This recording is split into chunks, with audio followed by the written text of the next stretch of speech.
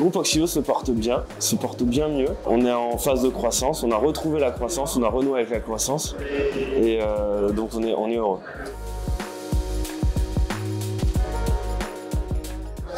Nous, on voit quand même le marché d'occasion est assez dynamique. Alors, on a retrouvé un dynamisme qu'on avait perdu ces derniers temps, depuis le Covid notamment. Alors, on a fait un gros travail sur la gestion de notre stock avec une grosse diminution de la rotation des stocks. Et ce qui fait qu'on est toujours en position d'achat. Et comme on voit que globalement le marché de l'occasion les prix arrêtent de flamber, il faut toujours être en position d'achat pour acheter au meilleur prix et proposer les véhicules au meilleur prix à nos clients. Et pour l'instant, ça va bien.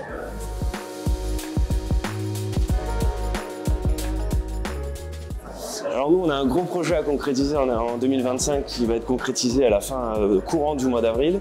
On a une usine de reconditionnement qui est en train de sortir de terre et qui va nous être livrée courant du mois. L'équipe est au complet. On n'a plus qu'à récupérer les clés, mettre le courant et pouvoir reconditionner nos véhicules directement et pas être dépendant des différents prestataires et de leurs délais et de leur prix. À court moyen terme, on souhaite pouvoir reconditionner 200 véhicules par mois et assez rapidement, on va dire à moyen long terme, de pouvoir reconditionner jusqu'à 400 véhicules par mois.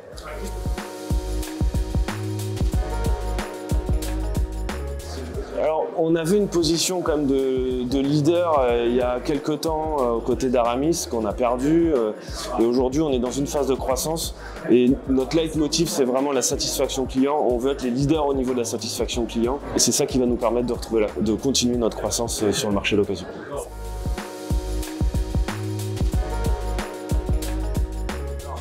Déjà, les nouvelles technologies, c'est quelque chose qui a toujours été au cœur du groupe Oxio. Au sein du groupe, on a une ETI qui développe notre propre ERP. Notre slogan initial, c'était le concessionnaire auto du web, donc on a été tout de suite présent en ligne et on a été un des premiers à être présent. Tous nos véhicules sont en ligne, sur notre site internet et bien évidemment sur d'autres sites comme la centrale. Mais l'intelligence artificielle, c'est quelque chose qui est en train de se développer. Nos managers ont été formés à ChatGPT, aux différents outils d'intelligence artificielle qui peuvent être utilisés aussi bien sur le marketing que sur le commerce. Et on est en train de travailler aussi sur un projet d'intégrer l'intelligence artificielle à un système de chatbot, notamment pour pouvoir gérer au mieux les demandes clients en matière de SAV, être le plus réactif possible parce qu'un client satisfait, il en parle autour de lui. Un client non satisfait, c'est plus compliqué.